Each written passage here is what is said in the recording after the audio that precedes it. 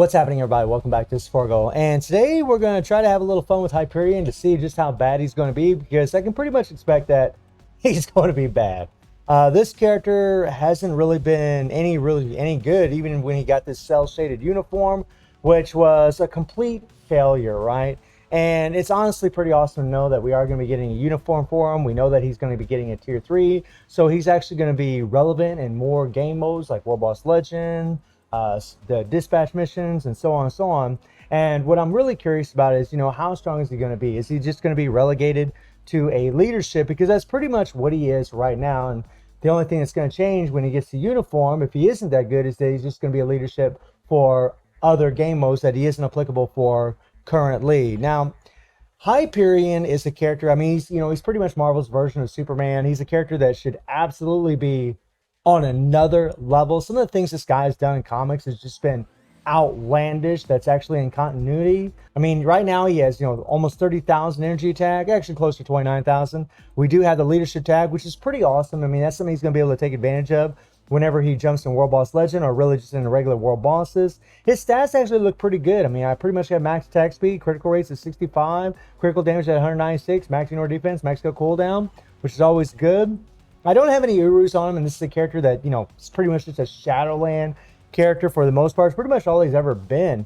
And, he does have the penetration on his passive, but, it doesn't penetrate invincibility, right? And, maybe if he had more penetration for more things, he'd be a little bit better for PvP. Maybe that's something we could look forward to as far as a change. He does have native super armor, which is nice. Now, the one skill here, this is a pretty interesting skill because it does have a counter attack, but it does physical damage based off of energy attack. So this, if there's any characters doing physical reflect, he can actually get reflected when he does this skill, which is pretty sucks. But the rest of the skills are based off of energy. They're all based off energy. It's just the one actually does physical damage, whereas the 2 does energy damage, the 3 does energy damage, and it's got a huge recovery, and then it has a remove all debuff, which is, I mean, it's actually really good, but it's on a 10-second cooldown. It's kind of the thing that sucks about it. And then his 4th skill also does energy damage, has a little stun on it, and it's a nice little iframe. And then the 5th skill is a charging skill that you have to hold for a little bit if you want to get this 25% increase of all attack. And it does have damage accumulation based on damage you take. Now, the way he's set up, whenever he charges, he's not in an iframe. He just sits there and he does take damage.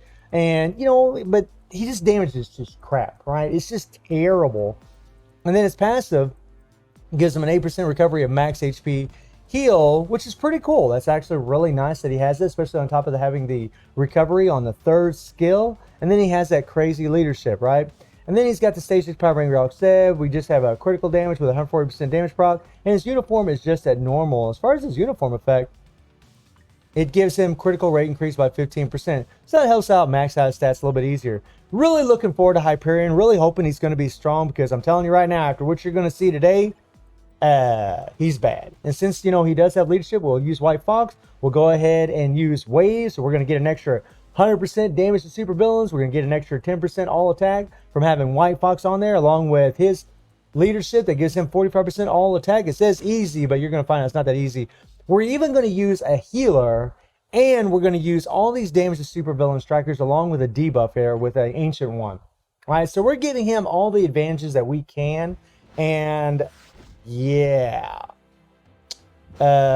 he dies pretty easy, even with his heals, and his damage is pretty pitiful. All right, so we'll go ahead and charge it. We got to hold it a little bit. There we go. We're going to go ahead and hit that. There we go. Come on, come on, come on, come on, come on, come on, come on, come on. Get away, get away, get away, get away, get away, get away, get away. Oh! The nice thing is that he can pick up those heals whenever he's doing his third skill. And you notice, man, the damage isn't really the greatest. We're going to go ahead and pick up some of these heals.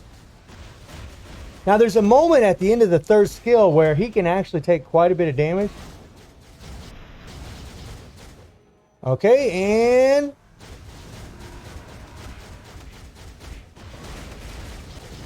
the thing that sucks is he's got these long cooldowns. So sometimes your proc gets on the 4th skill, sometimes it gets on the 5th skill. And he really requires some finagling whenever you're playing with this character. I mean, he really like it kind of sucks, honestly. If he gets caught in the tornadoes, we are dead. You know, the debuff definitely helps from his built-in debuff and then the debuff from Ancient One. I mean, I really got to focus to try to keep this guy alive. I do like that he can pick up the heals with his third skill while he's in an iframe. That's actually quite nice. A really good survivability tool. And we're going to get away from the toxic meteorites, and we're going to kind of get away there. Now, the thing is, when he does his third skill, he'll actually slam down, and man, he can take a tremendous amount of damage. So we want to try to get away from Call here. Get down here, get down here, get down here. And, oh, come on now. Oh, man, that sucks. Didn't take any damage at all. We gotta be real careful of these tornadoes too.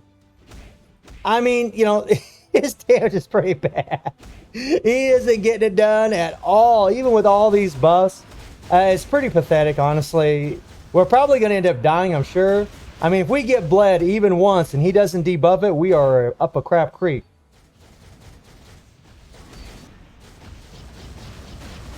Now, I went ahead and went into the fourth skill. It seems like he does more damage with his fourth skill than he does with the fifth skill. Okay, I'm going to try to get away from him. I'm going to try to get away from him. And try to get away, try to get away, try to get away. Here we go.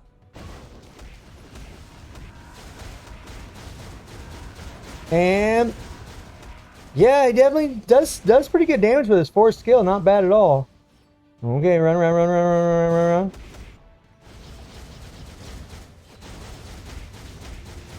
And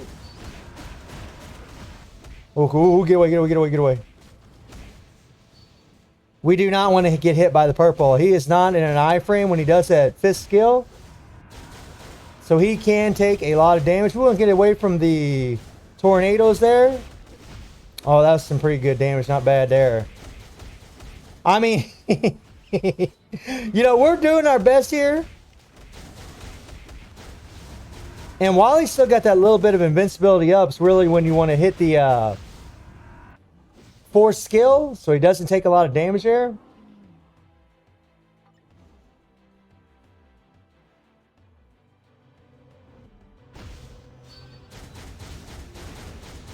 So now we're in our iframe. And yeah, we died. You know, we got a little overzealous, got a little crazy there. I mean, he actually did get down to the middle of the bar of the stage 9. That's actually, I mean, it's bad, but it's not as bad as I actually anticipated. I thought it was actually going to be worse. I mean, but he isn't going to beat this, right? I mean, if I had some Urus on him, if I had him leveled up a little bit more, I mean, he is level 70, right? He is level 70. So, I mean, he doesn't have that disadvantage going for him. I'm actually surprised that I have this character at level 70 because a lot of times on my account with my characters, I never do. Like, I never realize their potential a lot of times. I know that irks a lot of players out there. It drives their OCDs crazy. But it just never bothers me. I really don't even care. If they're characters that I don't play with, if I'm just using them shadowing, I just don't worry about that at all. Unless I'm going to tier 3 them or awaken them. Which is pretty cool that I already have him at level 70 because that means I won't have to put as many resources in this character to level him up. I will have to take all these gears up to 25 to get him ready for a tier 3. But I'm really looking forward to Hyperion because seriously, man, they need to, like I said in the last video when I talked about this guy, is if they're going to keep this damage accumulation based on damage he takes, you know, as long as he has a high HP pool, he still has the recovery, it won't be so bad. But they really need to get rid of these cooldowns. I mean, this cooldown, his fifth skill, is ridiculous. And honestly, with a rage, he would be better, right? He would play better, and that's just something we don't want to hear anymore. We don't want to hear. Rage is not very good. Unless we get, you know, new reforged rages that actually have chain hit damage on them, which a lot of people still wouldn't care because they don't reforge their CTPs. Most of us just aren't going to care about those rages unless we're ABX oriented. That's where those obelisks really shine. Whereas in World Boss Legend, the CTP of energy or the CTP of judgment, right? And Hyperion doesn't have any elemental damage. So we're really hoping for he's going to be proc friendly with the CTP of energy.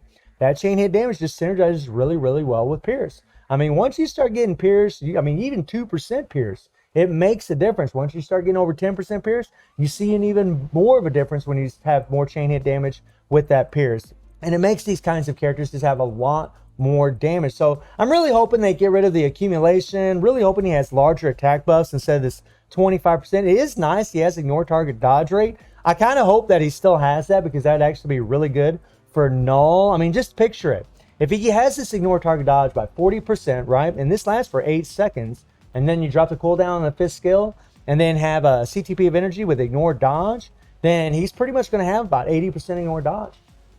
That'd be pretty sick. That'd be pretty sick. And if they change his leadership and give him better leadership where it applies to Phoenix allies or applies to all Eternals, or they give him some kind of passive that applies to the Eternals for the new epic quest that we're going to have coming up, that would be dope for those characters. That would be pretty cool. Buffing up Icarus and Cersei, that would be awesome. I would love to see something like that. But really just hoping he's going to be the god that he's meant to be. Let me know how y'all feeling about Hyperion. And I do stream on Twitch at 9 p.m. GMT plus 7 time. The link will be in the description below. And I hope you enjoyed the video. Thank you for watching. Y'all take care and have a good one. See ya.